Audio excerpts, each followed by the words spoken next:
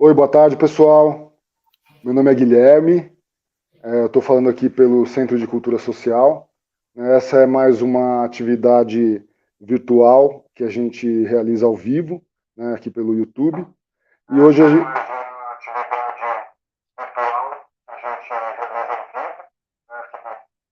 Perdão, aqui teve um ruído.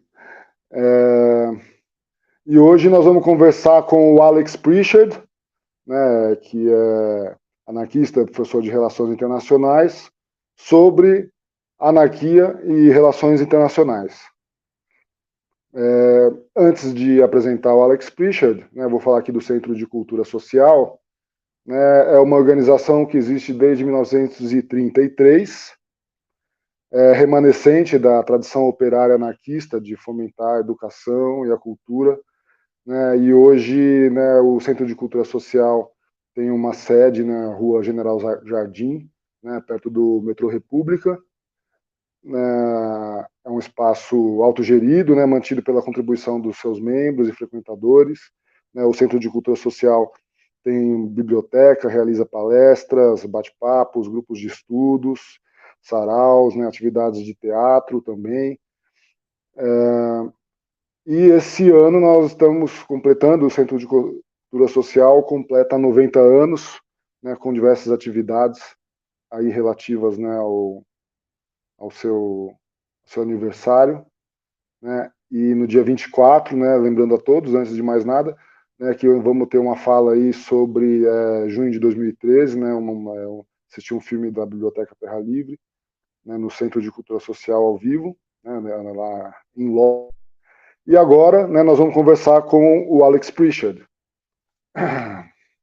O Alex Prichard é do país de Gales, né, ele é membro da IWW, né, a International Workers of the World, desde 2005.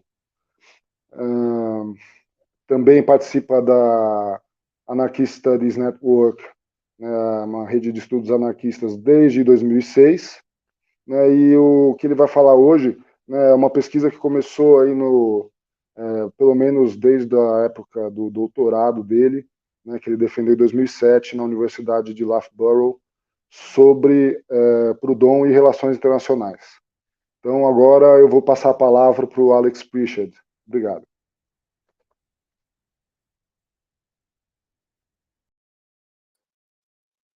Thanks, Guilherme. Okay, shall I make a start? Are you ready, Nina? All right then. So thanks very much for having me. It's really great to be able to do these talks, and I'm really grateful to you all for tuning in. Então, gente, eu vou traduzir aqui a fala do Alex. Então, ele está agradecendo pelo convite e ele está feliz aqui de compartilhar com a gente. Okay, so I'm going to talk for about half an hour, and of course Nina will be translating, and I'm going to talk in three parts broadly. First, I'm going to talk about what anarchy is. Then I'm going to talk about what we think international relations are, and then I'm going to think about and talk about what we think, what I think an anarchist approach to international relations is, and I will illustrate that with a bit of a case study at the end, and we'll talk about Occupy Oakland or Decolonize Oakland. A fala vai durar mais ou menos 30 minutos e vai ser dividida em três partes. Primeiro, o que é a anarquia. Segundo, o que são as relações internacionais. E terceiro, o que seria uma abordagem anarquista às relações internacionais. E no final, o Alex vai compartilhar um estudo de caso para ilustrar um pouco mais essas discussões. Okay, so what are international relations? Just as a general introduction, what are they? Most people think it's something like diplomacy or states or international organizations like the United Nations, or international relations are the things that groups like Greenpeace get up to. Other people think it's mass movements or the movement of history and the transformation of political community, moves from empires to states and back again. But could international relations be something else? Começamos perguntando o que são as relações internacionais, o que é relações internacionais. Algumas pessoas pensam em diplomacia, pensam nos estados, organizações internacionais. Outras vão pensar em movimentos de massa, por exemplo, o movimento de Occupy e outros movimentos de ação direta. Outras pessoas vão ter uma abordagem mais teórica e pensar nas transformações da comunidade política dos impérios para os estados-nação. Mas ele começa essa fala perguntando: será que relações internacionais é isso? São essas coisas? Ou será que é outra coisa? So if anarchism is any of the things that we've just talked about, or if international relations is anything or any of those things that we've just talked about, then anarchism is only tangentially important because anarchists aren't diplomats and diplomats don't ask anarchists for advice. Sometimes we see anarchists in international non-governmental organizations like Greenpeace, but they don't have a huge amount of influence. So does anarchism and international relations, does that combination really work? Is there an anarchism or an anarchist approach to international relations that's meaningful? Então, se a gente parte dessas compreensões mais tradicionais de relações internacionais, o anarquismo parece relevante só de forma tangencial, porque anarquistas não são diplomatas, apesar de que anarquistas muitas vezes têm ação, fazem atividades dentro de organizações, não, tipo, por exemplo, dentro de ONGs internacionais. Mas, de outra forma, os anarquistas, com os seus movimentos de massa, tiveram uma influência, sim, na organização da ordem mundial, principalmente na virada do século XX. So sometimes anarchists have shaped world order. So if we think back to the end of the 19th century and the beginning of the 20th century, anarchist terrorism had a huge impact on the shape of the world. Se a gente pensar nessa virada do século XX, o terrorismo anarquista produziu um efeito que foi, sim, muito importante na ordem mundial. E dessa forma, os anarquistas tiveram uma relevância direta para pensar relações internacionais. Mas isso normalmente não entra na consideração do que seriam relações internacionais dentro da academia, por exemplo.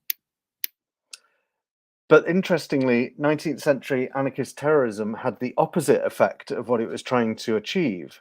So anarchist terrorism produced nation states. Anarchist terrorism produced international regulations, police regulations, passports, border controls, the exile and deportation of key anarchist intellectuals like Emma Goldman and others.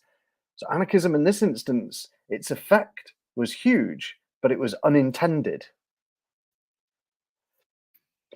Pensando nesses movimentos de terrorismo anarquista, o Alex vai dizer que esse tipo de anarquismo, na verdade, teve o efeito de produzir estados e produzir ferramentas de poder, como, por exemplo, o policiamento internacional.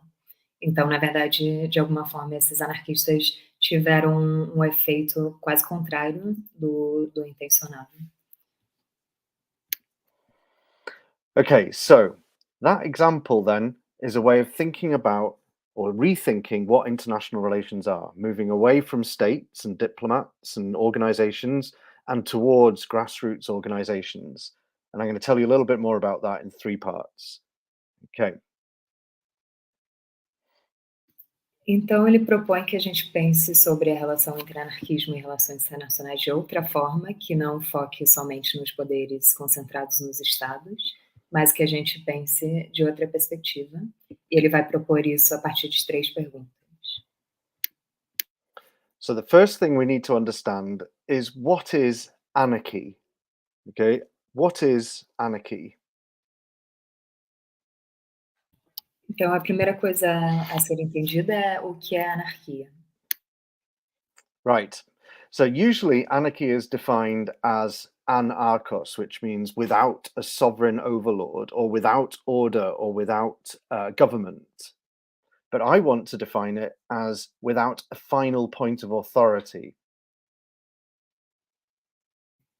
Então, normalmente a anarquia é definido como sem governo, sem concentração de um governo, de uma política, mas o Alex gostaria de definir como uma política sem um ponto final de autoridade, sem um ponto definitivo de autoridade. So, in many respects, international relations is already politics without a final point of authority. So, if you consider sovereignty of states, then international relations take place in anarchy because states are heavily armed, should we say, people, kings, and so on, who respect no authority but their own ego. De alguma forma, podemos entender as relações internacionais como já um estado de anarquia, porque os diferentes estados vivem como se fossem indivíduos, numa sociedade que não é necessariamente regrada, que não é necessariamente regulada. So that sounds very much like what we understand as egoist anarchism or libertarian anarchism, or worse still, anarcho capitalism. Mainstream international relations understands anarchy in the sorts of ways that anarchists reject, mainly. Então, essa visão de relações internacionais, na verdade, remete a uma interpretação que é associada, por exemplo,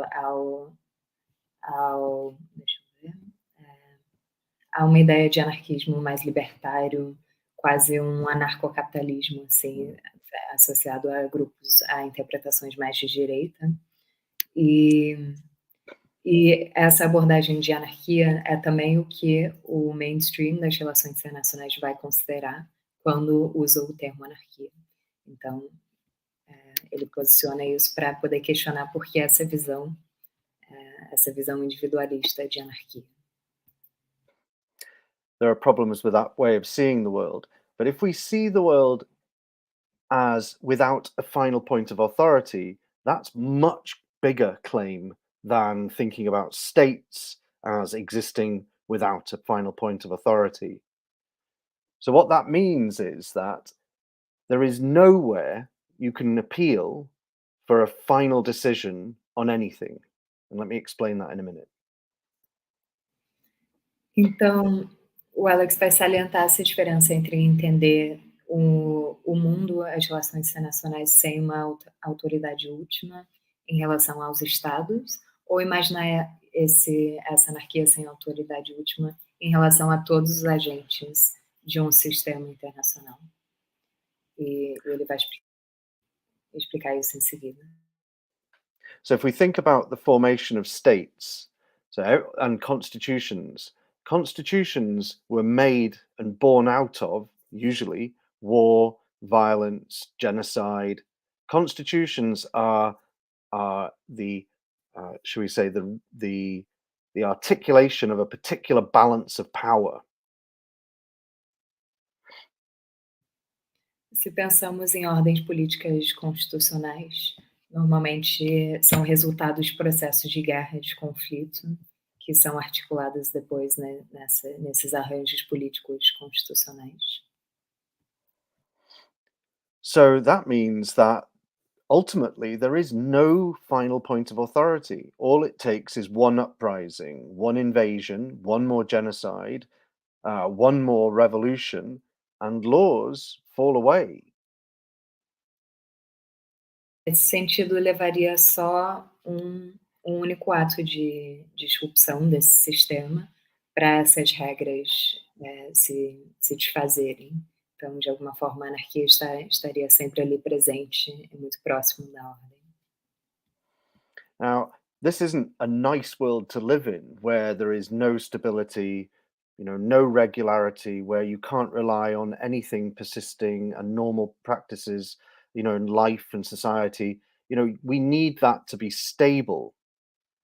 But the fact is that in terms of authority, in terms of power and order, there is no final point of authority in world politics. Então, podemos imaginar que esse tipo de mundo em que, por exemplo, a falta de ordem e a falta de regra ou de norma seria um mundo não muito agradável de se habitar, porque estaria sempre próximo de algum nível de caos ali.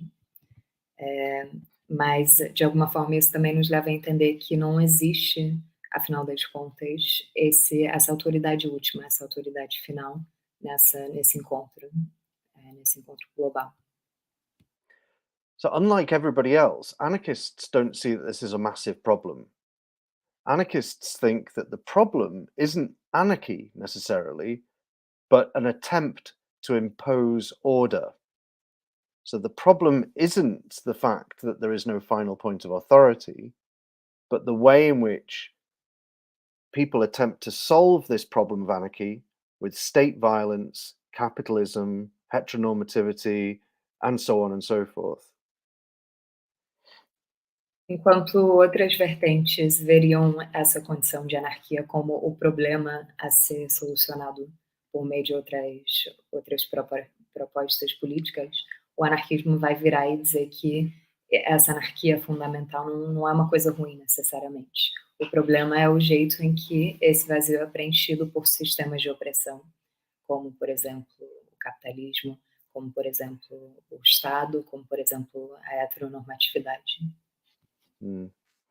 So anarchists then share the same problem as everybody else: how to bring order in anarchy, and how to bring justice to anarchy, and how to bring freedom to anarchy. And anarchists argue for mutual aid, federations, communal self-governance, without a final point of authority.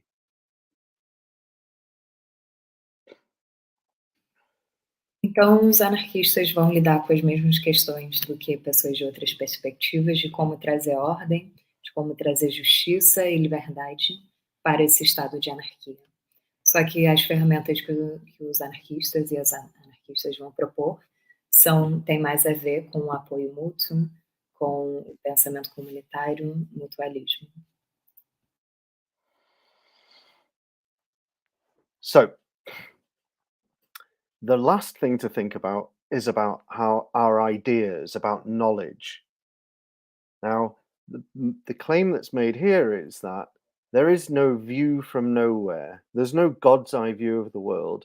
There's no final point of scientific knowledge. There will never be the last day of science. We'll always be trying to find out more about the world, exploring our mistakes, questioning our ideas, and trying to recover history and question the ideas around us that make us think in the particular way that we do. And I think this is really important because the fact that there's no final point of epistemic or knowledge authority allows us to question things, and that is key to anarchism.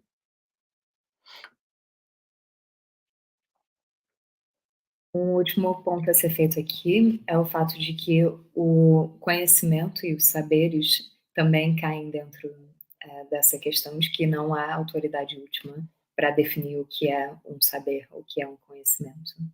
E dessa forma, essa abertura epistêmica, né, que ele vai dizer, nos permite estar sempre questionando e sempre formulando conhecimentos e formulando insights em torno das formas de produção de conhecimento também. E isso o anarquismo traz junto de sua ética. So, in other words, anarchy is not something we aspire to. Anarchy is not something that anarchists should be looking forward to. Anarchy is something that we have to try and work today. Anarchy is something that we have to make work today. Então, o anarquismo não é algo para ser projetado para o futuro, para ser uma ambição para o futuro, mas é algo que a gente tem que começar a construir hoje e tem que sempre estar fazendo a todo momento. Okay, so moving on then. Will, I'm coming to the end of this section. Do we want to see if anyone's got any questions, or shall I move on to the next section? Então, estamos terminando esse primeiro ponto sobre o que é anarquia. Se alguém tiver alguma dúvida, se quiser colocar alguma pergunta no chat, a gente vai fazer uma pequena pausa depois de cada tópico. Então, fiquem à vontade. So, Alex, we've asked them to write in their questions if necessary, but if not, we can continue on to point 2. Okay, let's do that then. Okay. So part two then, what are international relations then? The main thing to think about is that international relations are shaped by groups, or what we might call imagined communities. The places where we find meaning in the world are the communities that we build around us. Então, começando o ponto 2, a pergunta que se coloca é o que são as relações internacionais?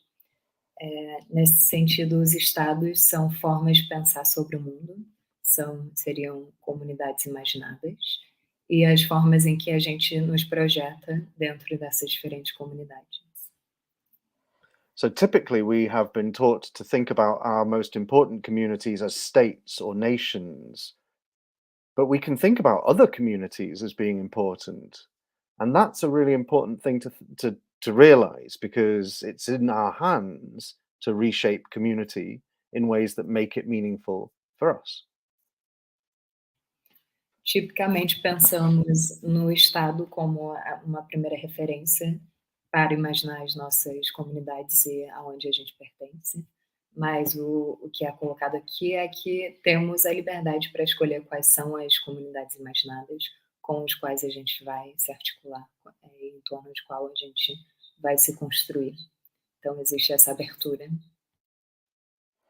So thinking about the world in terms of states and diplomats, in terms of war and soldiers, in terms that most people would see as common sense, is actually very dangerous, because that reproduces all the things that we think are most central to world politics. It reproduces them because that's how we then shape our actions.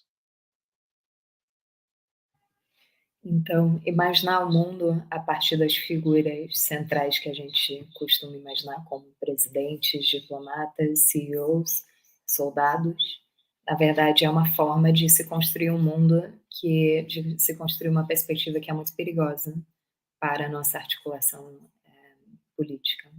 Porque quando a gente imagina o mundo e o funcionamento do mundo somente a partir dessas figuras, a gente apaga a pessoa normal do dia a dia, a pessoa que está na rua, e certamente apagamos as contribuições de anarquistas ao longo da história também.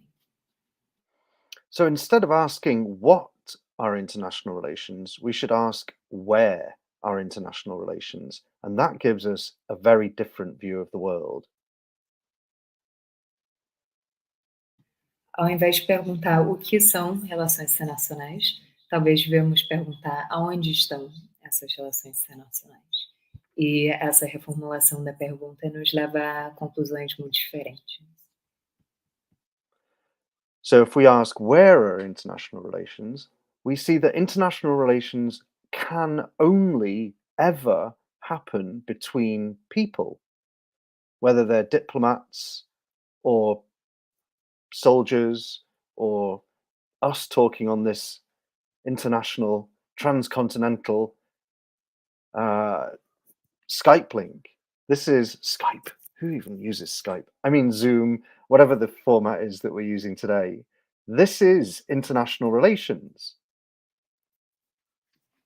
E quando a gente segue essa pergunta de aonde estão as relações internacionais, percebemos que elas só podem acontecer entre pessoas. Então, entre, por exemplo, diplomatas, mas também entre pessoas que estão se articulando em movimentos de massa, também nessa ligação que a gente está fazendo hoje, nessa live. Isso tudo a gente tem que imaginar como parte das relações internacionais. So some people are connected in really dense networks. Other people are really scattered. Some people are connected to other people through through technologies, for example. Other people are connected really vicariously by the forces of global capitalism. Others, well, all of us, are connected by climate change. But the ways in which we act in response to those are always within our own personal communities. Existem diferentes níveis de interconexão entre as pessoas, algumas mais densas que outras. Algumas pessoas são conectadas pela tecnologia, por exemplo, pelas redes sociais. Outras são de forma um pouco menos densa, conectadas pelas forças do capitalismo global. Mas também todo mundo no mundo é conectado pela questão da mudança climática e os problemas em torno disso que temos hoje. So international relations takes place everywhere that we respond to these global forces. International relations only ever happens where you're sitting. It can't happen anywhere else. And I'll illustrate that in a minute for you.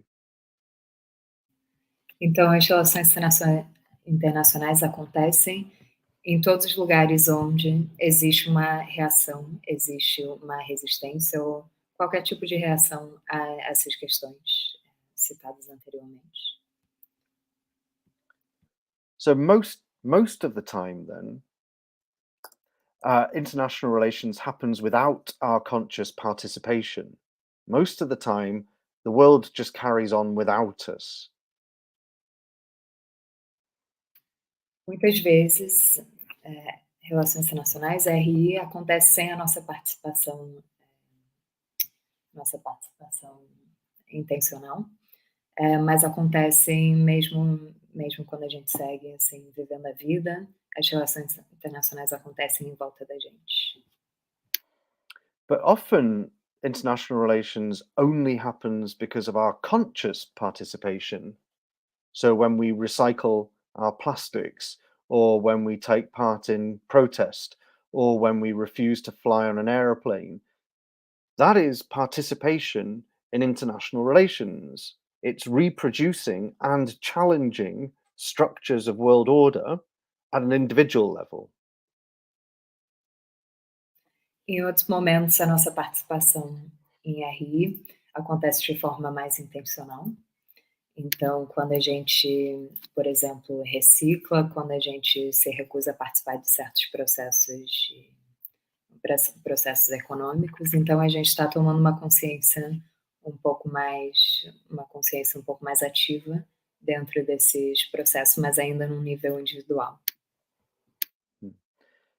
So international relations acts through us, and we reproduce international relations in our daily activities. Often then anarchists challenge those structures of global power through their daily actions, through their collective coordination, through their friendship and affinity groups, through the things that draw anarchists together. Então, RI, Relações Internacionais, funciona por meio da gente. E a gente reproduz essas relações nas nossas atividades cotidianas. E, nesse sentido, anarquistas também muitas vezes desafiam as estruturas de poder global, mundial, nas suas relações cotidianas, por meio de seus grupos de afinidade, por exemplo. So, unlike Marxists or liberals or anyone else, really, anarchists don't wait for other people in order to act. They don't wait for other people or ask other people to act on their behalf. Anarchists do it themselves, and they try and prefigure the ideal in their daily actions today. Anarquistas diferentes de marxistas ou pessoas de outras abordagens ideológicas não esperam outras pessoas agirem por elas. Elas agem hoje e agora, e as suas ações são intervenções diretas na política internacional. E dessa forma o anarquismo prefigura as políticas que gostaríamos de projetar no mundo. So when anarchists fight for trans rights, or when anarchists challenge state oppression, and when anarchists are defending vulnerable communities and acting in solidarity with them, anarchists are changing the world without taking power, to quote John Holloway. Então, como anarquistas, por exemplo, apoiam os direitos estranhos ou recusam a heteronormatividade ou lutam contra a brutalidade policial e a opressão do Estado, ou então defendem as comunidades mais vulneráveis, elas mudam o mundo sem tomar o poder. E esse é um princípio, é até uma citação de um anarquista inglês, acredito. So to summarize the first and second part then, anarchy is a system of order without a final point of authority. And international relations are relations between groups in anarchy. Some of them are conscious, others are unconscious. And anarchist activities in international relations are the challenging of the microfascisms and macrofascisms that seek to order anarchy in the interests of the powerful.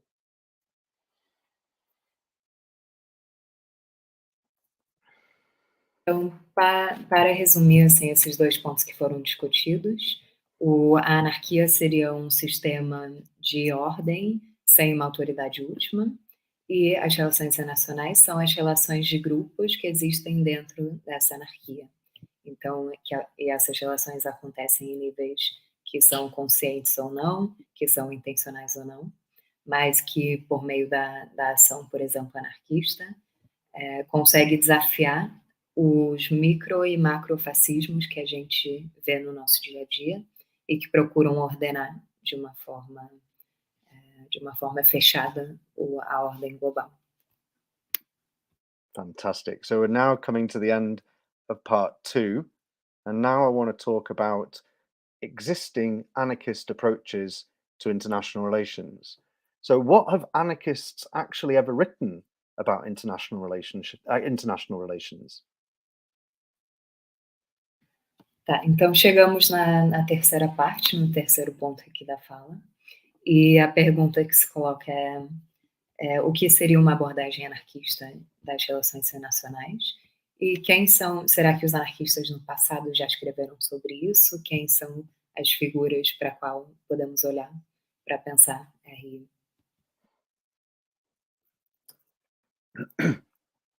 So the first example of an anarchist approach to international relations was Proudhon's War and Peace, which he wrote in 1861. And this book is unfortunately not very well known to anyone. Então, o primeiro livro que podemos usar como referência para essa discussão é o livro do Proudhon, que é War and Peace, não sei se tem tradução aqui no Brasil. A gente, qualquer coisa, coloca nos comentários. E, infelizmente, esse livro não é bem conhecido em uma parte do mundo, mas é um foco da pesquisa do Alex. And since Proudhon wrote War and Peace, a number of others have written really important treatises. However, more significant have been anarchist activities and reflections on the activities that they took themselves. So, for example, revolutionaries in the Central American revolutions in the end of the 19th century, or Emma Goldman and Peter Kropotkin's reflections on the Russian Revolution, and also the global environmental activist movement since the 1970s into the 1990s and 2000s. This has created a huge body of literature on anarchist approaches to international relations. Então, podemos citar outros autores, outras autoras que escreveram, sim, sobre relações internacionais, mas a maior parte da literatura que encontramos tem mais a ver com pessoas que tiveram participação direta em práticas anarquistas, em práticas revolucionárias, que depois escreveram sobre. Então, vamos focalizar aqui as contribuições de revolucionários na América Central, no fim do século XIX, as experiências e escritos da Emma Goldman e do Kropotkin na Rússia, o movimento ambiental ativista desde a década de 70, mas também na década de 90 e 2000.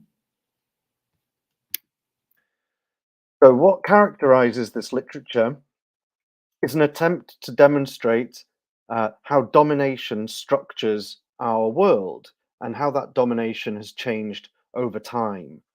So, for in Proudhon's War and Peace, domination is principally orchestrated through war and how that structures states.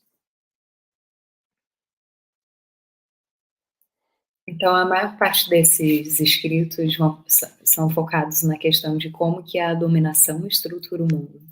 Por exemplo, no livro de Proudhon, que foi citado, o foco vai ser como que a guerra é que estrutura, é que organiza o mundo por meio da dominação. Mas tem outros autores também que vão focar em outros aspectos de como que essas estruturas de dominação vão funcionar. So for the revolutionaries in Central America, Flores Magón, we look across through to Egypt, and then across to Asia, India, and elsewhere, from the 1840s all the way through to the 1960s and maybe even later. Anarchists were primarily concerned with the domination that emerged through the colonial and imperial practices of European states from the end of the 17th century. Então, a maior parte desses escritos que estamos discutindo aqui, que foram escritos entre 1840 e 1960, a maioria deles se preocupam com essa questão da dominação, especificamente por meio das práticas imperialistas dos Estados europeus, desde o século XIX, quer dizer, XVII. Today, in higher education, in academia, the studies that we see written by anarchists focus on other topics. First of all, peace and conflict studies, but also security studies and questions of human rights, for example. Muitos anarquistas que estão hoje na universidade, eles escrevem majoritariamente dentro de outras áreas, não necessariamente dentro de RI, mas, por exemplo, nos estudos de paz e de conflito, estudos de segurança. Então, existem anarquistas, mas em outras disciplinas. So, for example, in peace and conflict studies, one of the most important insights of the last 10, maybe 15 years has been that when we're trying to establish peace and justice in war zones or in areas where states don't currently exist, one of the most important insights has been that building states or trying to make states in those areas in an attempt to bring peace makes things worse. Um dos focos centrais dessa área de estudos de paz e de conflito são zonas, são territórios que são, por exemplo, que passam por um processo de instalação do Estado-nação pós-conflito. E muitos anarquistas que trabalham nessa área de conhecimento, vão dizer que, na verdade, é a proposta e essa imposição do Estado-nação que piora a situação desses territórios chamados pós-conflito.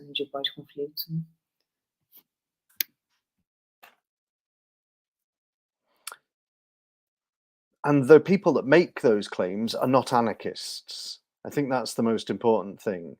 So anarchists are trying to show that if states make things worse, what is the alternative? And nobody, I don't think, except anarchists, have an alternative to states.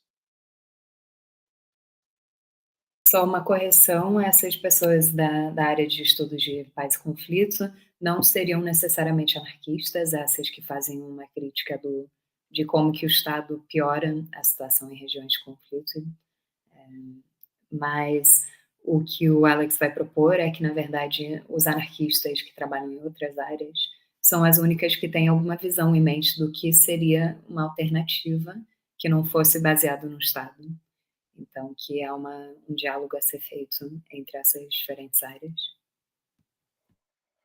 Okay, so I've given you a tour of the theory, and I've very briefly explained some of the academic writing on international relations today.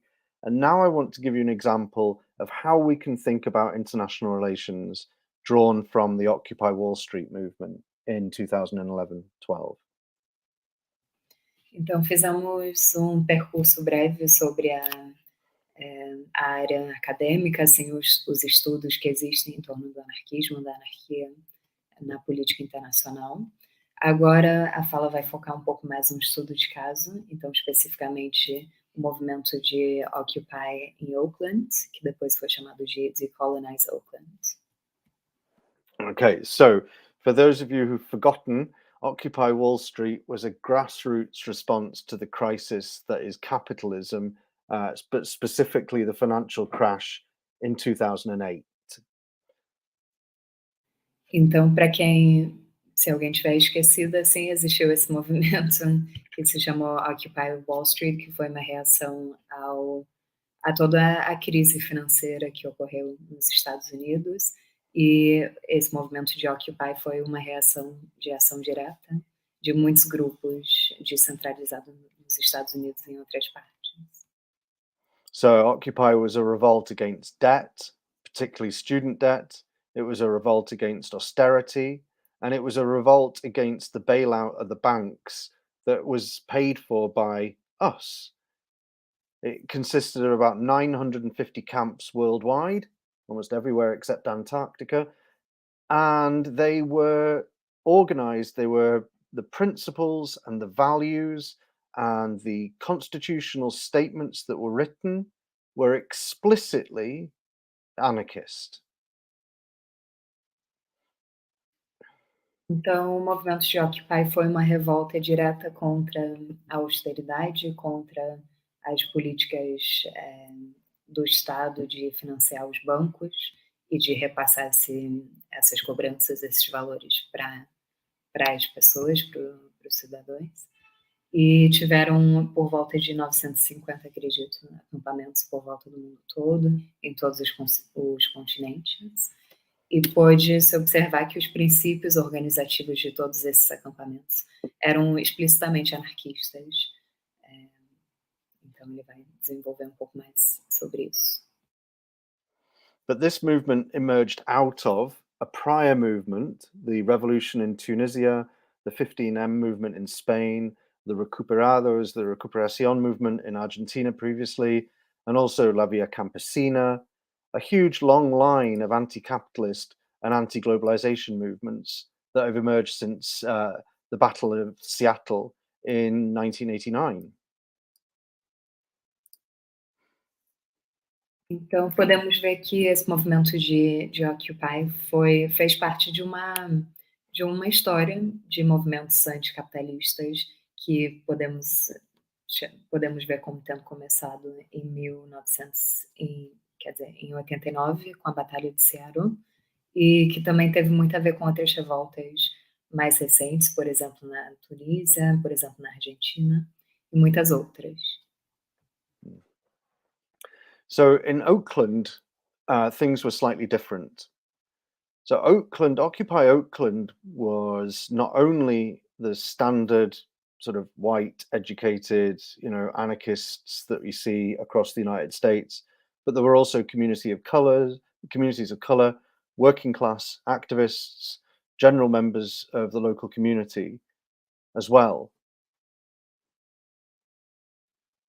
Então, o Occupy Oakland se diferenciou talvez de alguns outros, porque não era majoritariamente pessoas universitárias, pessoas brancas de classe média para cima, mas envolveu muitas comunidades, como dizem nos Estados Unidos, comunidades de cor, e de pessoas trabalhadoras, ativistas e membros das comunidades locais como um todo. But what was different about Oakland was that the organizers of Occupy Oakland were very close and very, very careful to maintain close relations with indigenous local communities and acted in solidarity with them throughout this period. Outro aspecto único de Oakland foi que os organizadores do acampamento lá desenvolveu uma ligação muito direta com as comunidades trabalhadoras, mas também com as comunidades indígenas da região.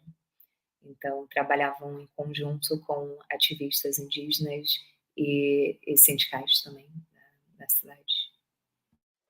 The problem, of course, became very quickly apparent because occupy is a very difficult word to use to characterize what was happening in Oakland at that time, particularly for those indigenous communities. E surgiu um problema nesse contexto de Oakland, de que a palavra occupy começou a ser questionada, porque tinha o envolvimento de muitas pessoas brancas, por exemplo, mas os membros dos movimentos indígenas diziam que não fazia sentido usar essa palavra occupy no contexto de territórios que já haviam sido ocupados por meio do processo colonial.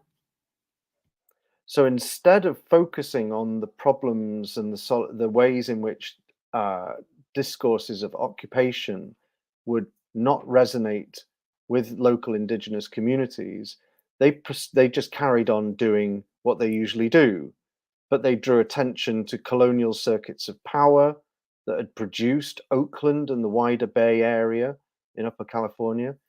They talked about the legacy of slavery that produced modern day racialized segregation in the United States. And they talked about the ways in which ethnic identity was being erased by claims to we are the 99%. So intersectionality fell away. Então, em relação a essa questão, essa problemática do termo occupy, o movimento começou a chamar atenção assim para os circuitos de poder que produziram a cidade de Oakland e as regiões em volta, também para o legado de escravização que produziu a segregação racial moderna nos Estados Unidos, e também para a forma em que o termo somos todos os 99%, somos os 99%, como que esse termo, essa expressão poderia apagar as diferenças étnicas e raciais, dessa forma trazendo essa sensibilidade interseccional para a discussão. So the indigenous communities were being doubly occupied. They were being dispossessed historically, and then through the language of occupation, that contradiction was happening again.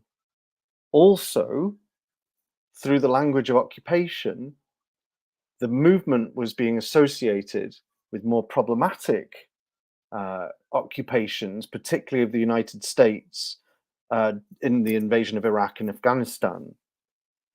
So occupation became a really problematic concept that had to be removed.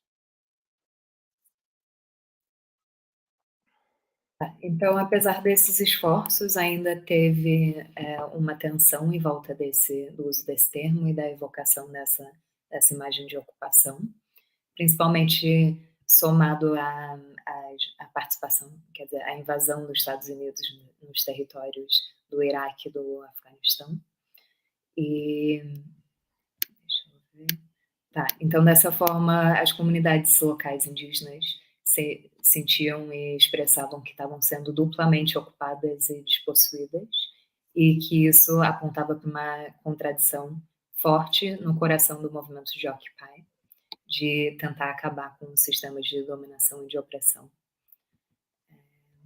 Então, So the anarchists, that's fine.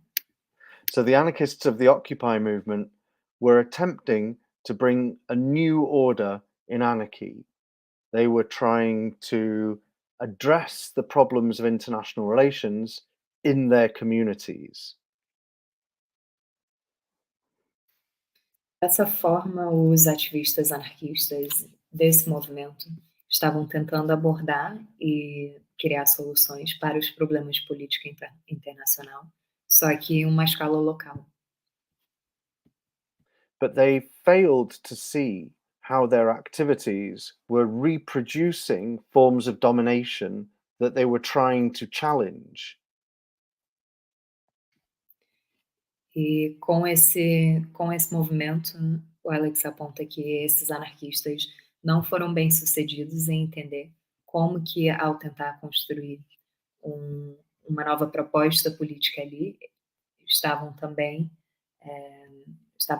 reproduzindo uma dinâmica de ocupação que outros povos ali já tinham sofrido em outras épocas históricas. E dessa forma, o movimento de decolonize Oakland não foi bem sucedido.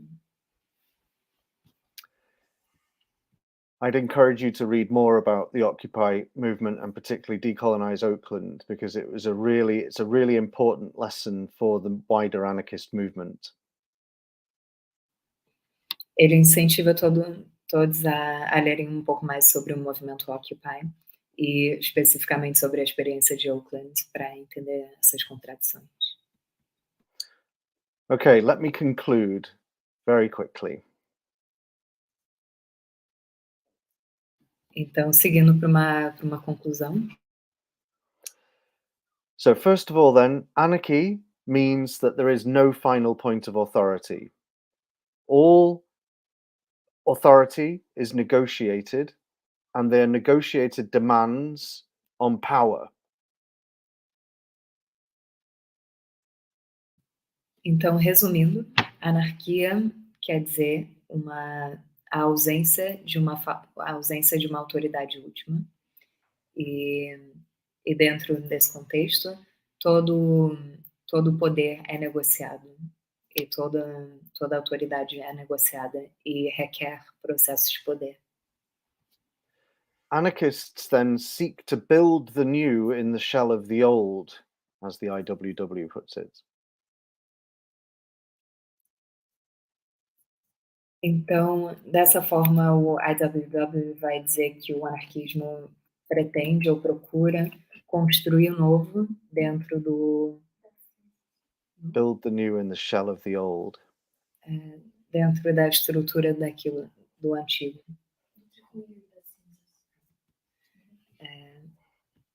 Okay, we'll find a better translation for that. But That's fine. So they're prefiguring then the order they want to see in the future, in the now, and they're doing it in their relations with each other. And that's really, really important, because the only way to change the world, and the only way to feel empowered to change the world, is to understand that it's hugely important that we have an effect on the world around us, because those are the relationships that we need to make more egalitarian, more horizontal. We need to fill those with mutual aid and care and cooperation. Então, dessa forma, o anarquismo é focado no conceito não, mas na prática de pré-figuração, que seria pensar nos princípios políticos que queremos ver no mundo e colocá-los em prática hoje, colocá-los em prática a partir dos nossos hábitos cotidianos e a partir das nossas relações comunitárias. E é muito importante, o anarquismo coloca como é importante que a gente tenha um efeito, que a gente tenha um impacto no mundo à nossa volta, preenchendo esses vazios na sociedade com o apoio mútuo e com a construção de comunidade. Ok. Só para corrigir aqui o termo que foi falado mais cedo, essa ideia de construir o novo dentro da casca do velho. Essa é a frase do EWW que foi trazida. So, to conclude, what are international relations? Yes, international relations are states, capitalism, diplomacy, and so on. But we can't wait for that to bring us the change.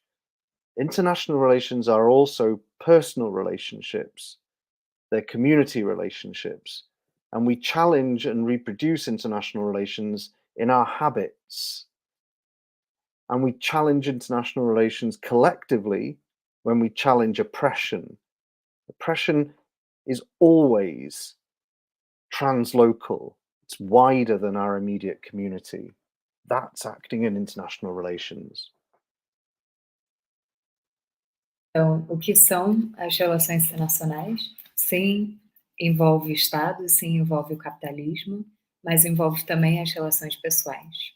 Reproduzimos as relações internacionais nos nossos hábitos e também transformamos essas relações individualmente e coletivamente quando desafiamos a opressão. Agir em torno das relações internacionais e no nível da política internacional é agir de forma translocal. Thank you. Obrigada, Thank you, gente. Nina.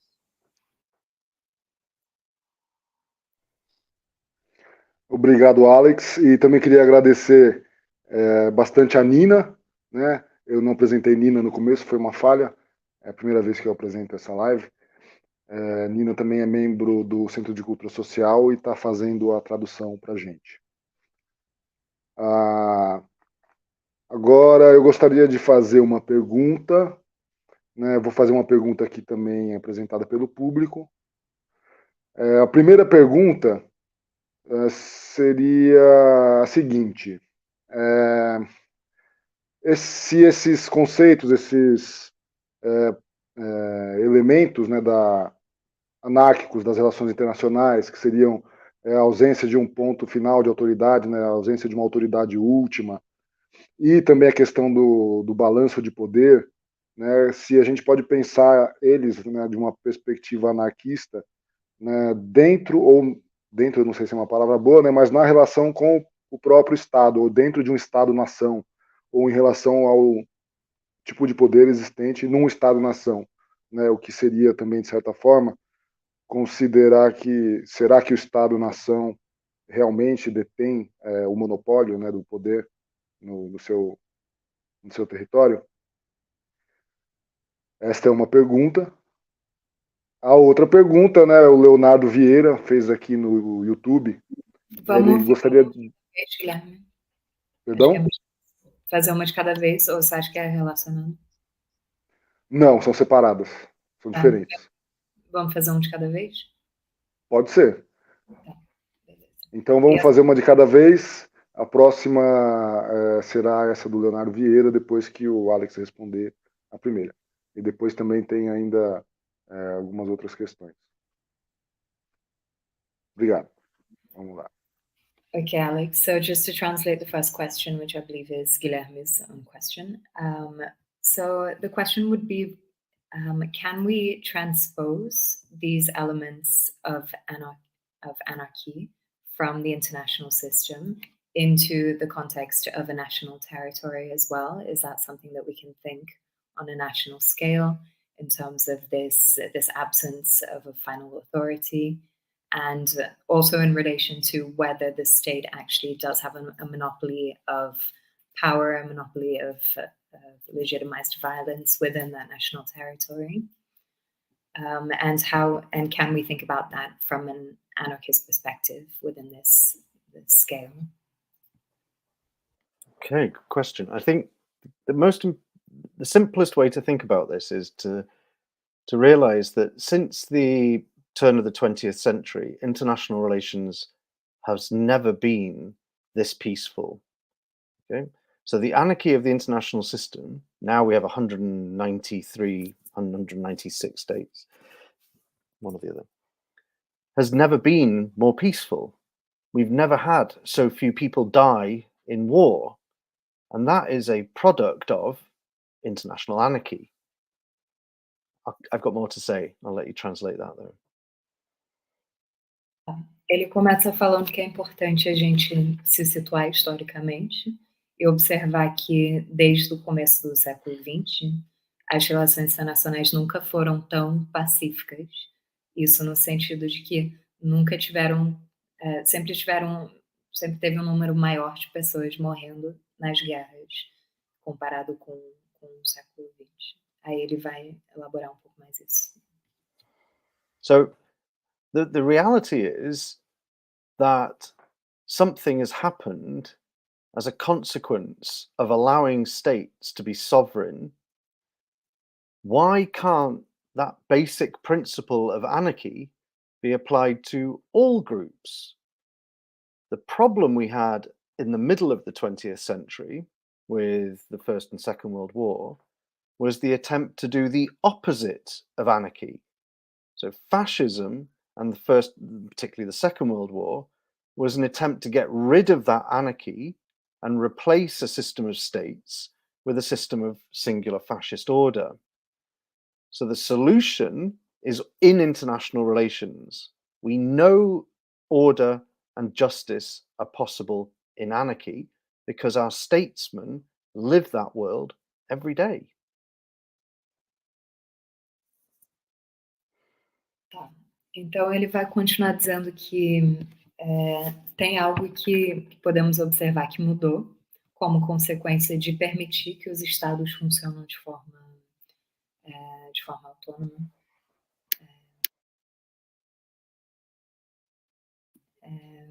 Então, e podemos ver que, com o exemplo do século XX, que houve uma tentativa de fazer o oposto, de combater o estado de anarquia do sistema internacional, que foi o projeto do fascismo,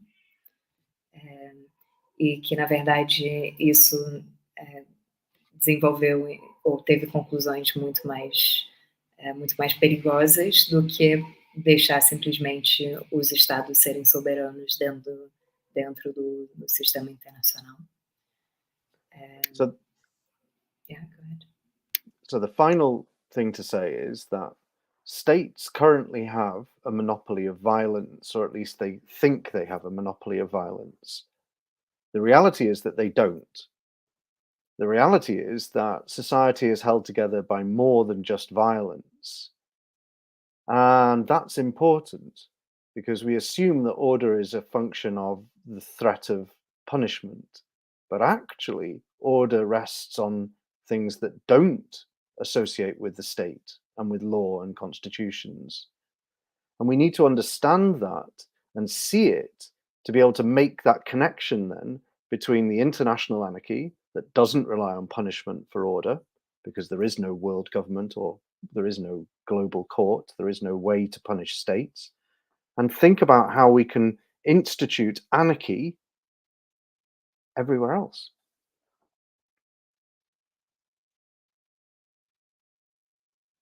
Então, resumindo a última parte da fala dele, ele diz que o projeto do fascismo em escala internacional não foi bem sucedida e que, na verdade, o estado das relações internacionais hoje é de alguma forma mostra de alguma forma que funciona o sistema de deixar que os estados sejam soberanos e que funcionem no estado de anarquia. E, para continuar, ele diz que é importante a gente perceber que os Estado-nação não tenham o monopólio da violência e que a gente tenha esse mito, talvez um mito fundacional da política, de que os estados só se compõem por meio da violência e só conseguem se sustentar por meio da violência. Mas ele vai dizer que é importante a gente olhar para o fato de que existem outros sistemas normativos que também funcionam para garantir, por exemplo, para garantir a coesão das sociedades e dos grupos. Então, que é importante a gente questionar essa ideia de que a violência é a única força que poderia organizar a política.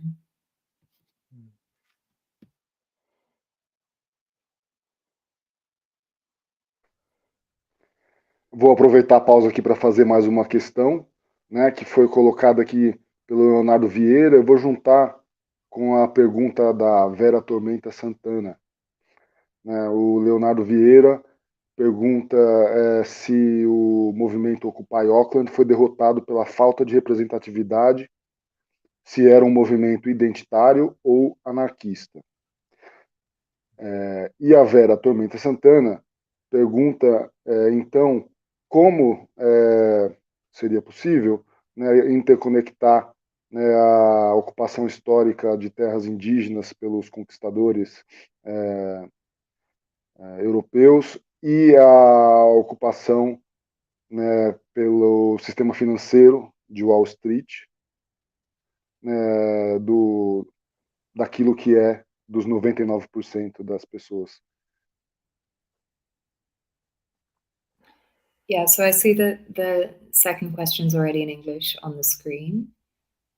So maybe if you want to go ahead and answer that one, Alex. So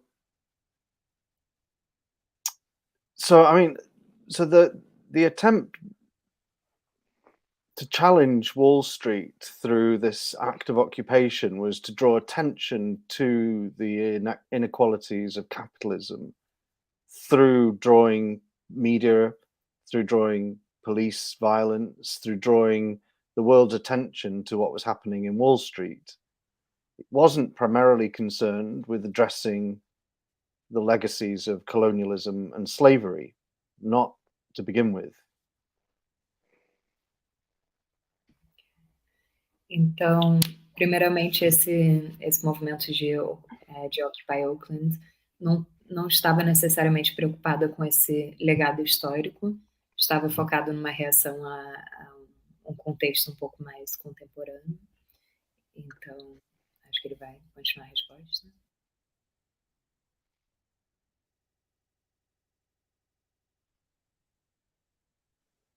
The second question, was that about whether Occupy was an identity movement or not? Yeah, so the second question was also associated to that. So the first part of the question is whether you think that the movement was a failure because there was a lack of representation of the relevant groups. And then the second part of that question is whether it was an identity movement or an anarchist movement, suggesting that you would have to choose one or the other. Yeah, that's a difficult question. I mean, anarchists are not interested usually in representation, and this is a problem. Anarchists are not usually interested in thinking systematically about the rules and the governance structures that they build and the ways in which they organize their decision-making procedures. There is more reflection on that now. Did that cause the failure in Occupy Oakland in particular? Probably, but that would involve a lot longer conversation. But I don't think it was necessarily a problem of representation. It was a much more immediate problem of balancing claims to legitimacy in that instance. Is that an identity movement? Yeah, maybe it is. Yeah. And I don't think there's any problem with that. I think that identities are what underpin our claims to rights, power, community. And that's anarchist too. Tá. Então, para começar, tem essa questão de que o anarquismo historicamente não esteve muito interessado na ideia de representatividade. Teria uma outra forma de pensar sobre a participação política dentro dessa perspectiva. Mas isso, com certeza, foi um problema ali, porque não tiveram ferramentas disponíveis para lidar com essas questões da legitimidade das pessoas que estavam fazendo propostas políticas ali naquele território. E então Alex vai considerar sim, talvez isso venha de algum lugar de movimentos de identidade, mas que isso não quer dizer que está em oposição com princípios anarquistas, porque a discussão da legitimidade histórica de diferentes grupos e diferentes práticas tem tudo a ver com o anarquismo e que não existe essa oposição.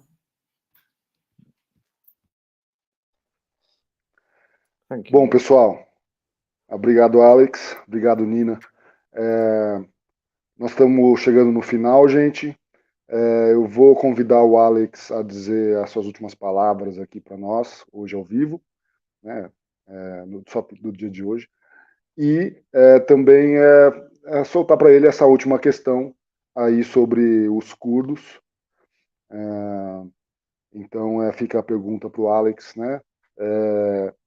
Sobre como poderia ser feita uma leitura da luta dos curdos, né, da luta horizontal dos curdos hoje, né, dessa perspectiva.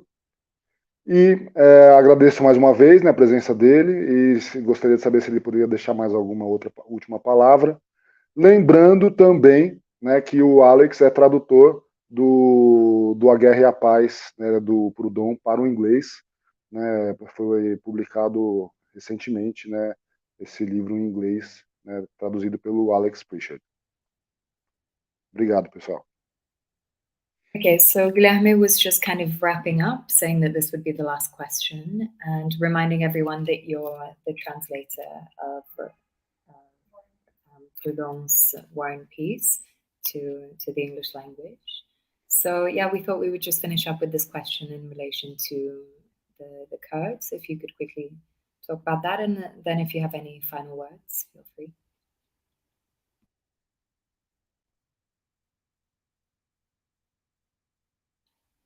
I think your microphone might be off. Yeah, so the Kurdish struggle for autonomy is what we call a cause célèbre for the anarchists at the moment, because this struggle is not a state struggle. It's not a national liberation struggle with the aim of achieving statehood. It's much more attuned to anarchist principles, but much more sort of anarcho-communist and probably much more sort of Marxist-Leninist as well. And that's a really interesting combination, particularly for that region, but also because of the distinctly sort of feminist and also ecumenical approaches that they take to religion to bring everyone together. And that's really interesting and needs to be defended. And it's hard to do that. Então, a causa curda, no geral, tem sido o foco da atenção de muitos anarquistas, e principalmente porque é um movimento de libertação que não é focado em soluções ou caminhos nacionalistas. Então, evidentemente, isso interessa a pessoas pensadores do anarquismo.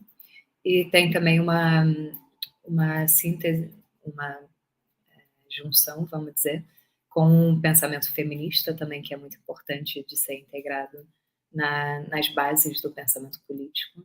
Então, com certeza, isso justifica uma atenção maior.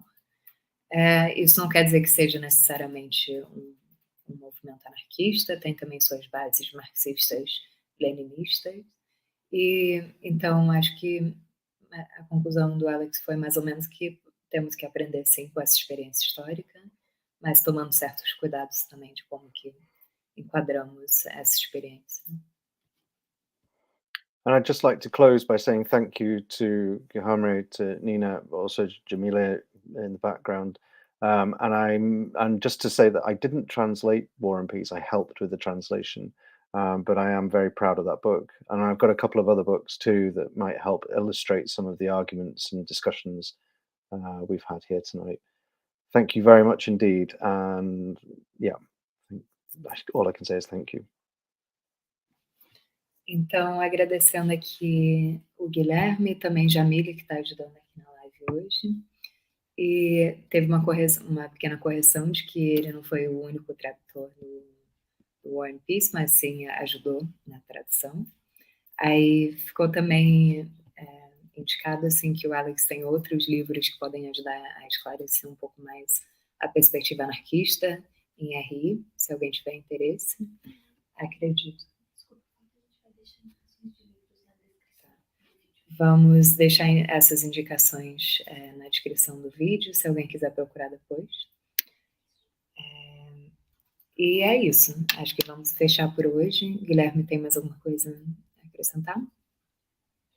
Nada a acrescentar, só agradeço de novo a todos e obrigado, Alex. Saúde e anarquia!